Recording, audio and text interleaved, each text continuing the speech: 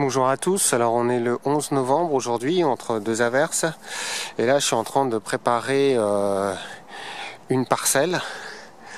Donc là j'ai fait un petit test. Là c'est une parcelle telle qu'elle est, il y a une culture de tomates. Avant elle on a fait une culture d'engrais verts et ensuite on a mis les tomates qui ont très bien fonctionné cette année. Et avant, on avait une culture qui était très exigeante aussi au niveau des sols, qui étaient des fraises qui sont restées pendant 3 ans. L'avantage des fraises, des fraisiers, c'est qu'on ne remue pas et on ne travaille pas le sol.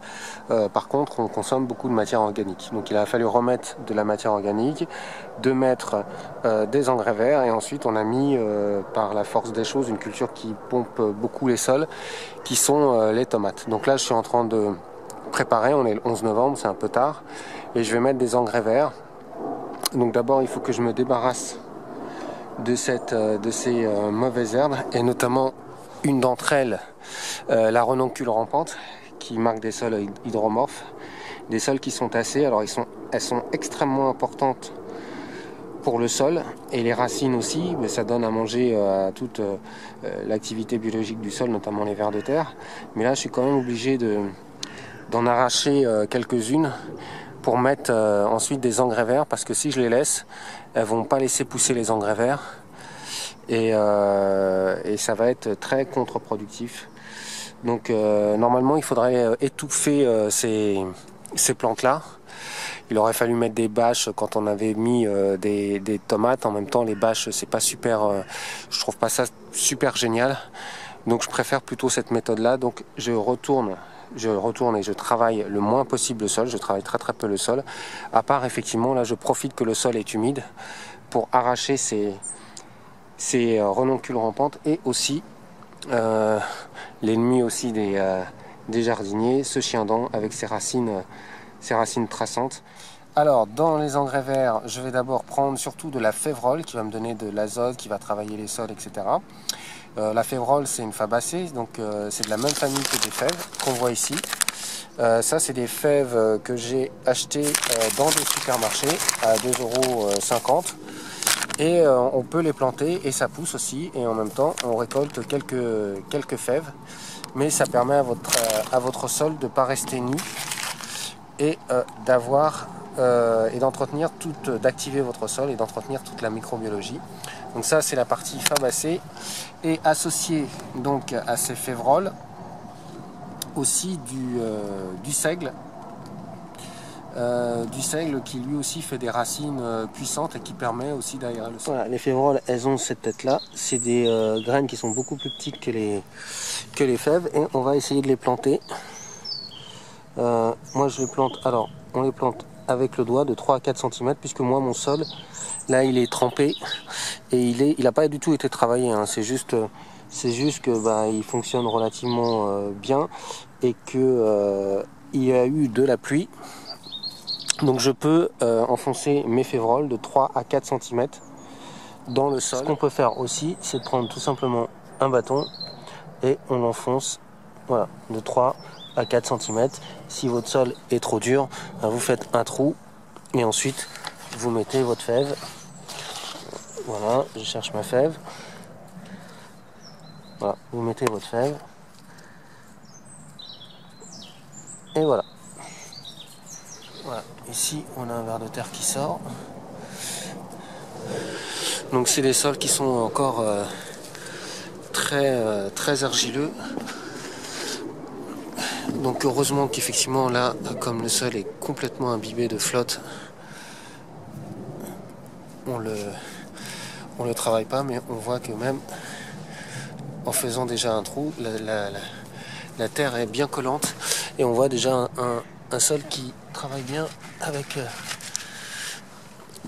tous ces champignons là blancs et la présence de ce ver de terre. Ça, je pense que c'est oui, c'est un anécique. Donc ça, c'est des vers de terre qui sont très importants, qui brassent vraiment le sol, qui l'oxygène, qui l'aère, ce qui est important pour ce type de sol où il y a de la renoncule rampante, excuse-moi, qui pousse. Voilà, donc ça on fait ça avec le doigt. Là je le fais avec le doigt parce que je tiens en même temps la caméra, mais c'est quand même beaucoup plus pratique de le faire quand même avec un bâton. Il reste le seigle à mettre. Alors le seigle, on peut le mettre à la volée, comme ça par exemple. Voilà. Et on gratouille avec un outil comme celui-là. On le met dans les premiers centimètres. Voilà, comme j'ai mis ma févrole juste en dessous, elle est à 3-4 cm. Voilà, et on tasse un petit peu. Voilà, j'en ai peut-être mis un peu trop. Voilà, donc il y a cette méthode-là où tout simplement on prend du seigle et puis on le met voilà, à la main, clac, clac, clac, clac, comme j'ai fait avec la févrole. Fin du résultat, ça pleut à verse. Ici, j'ai mis du blé dans cette parcelle.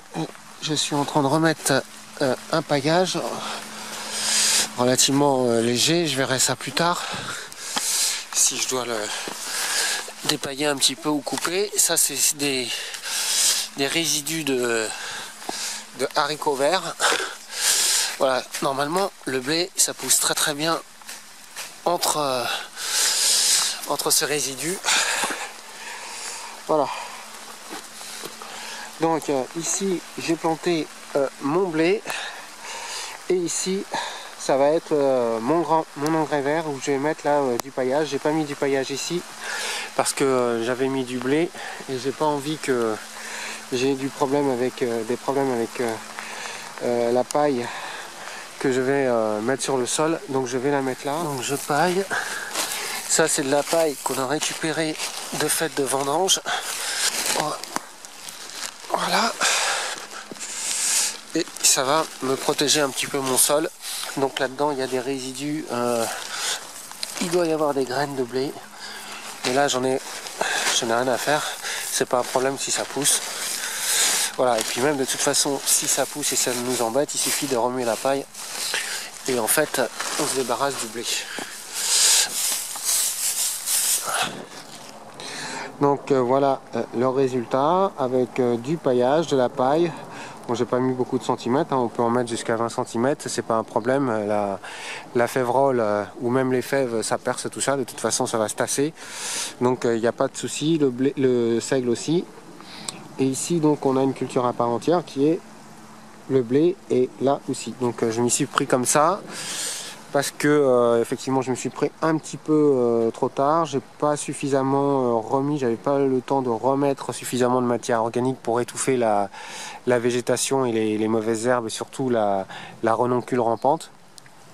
Et à travers ça donc c'est de privilégier une culture ici d'engrais verts, ce qui va nous permettre de mettre des cultures qui réclament des sols chauds, puisque le problème du paillage, quand on met beaucoup de centimètres, quand on sort de l'hiver, les sols restent très longtemps froids. Donc pour éviter ça, c'est bien effectivement d'alterner ça avec des engrais verts. Bon, ça apporte pas beaucoup de matière organique dans le sol, par contre ça maintient l'activité du sol et ça le rend aussi réactif que des sols qui sont nus. Donc ici c'est une parcelle que je vais finir plus tard, donc on a encore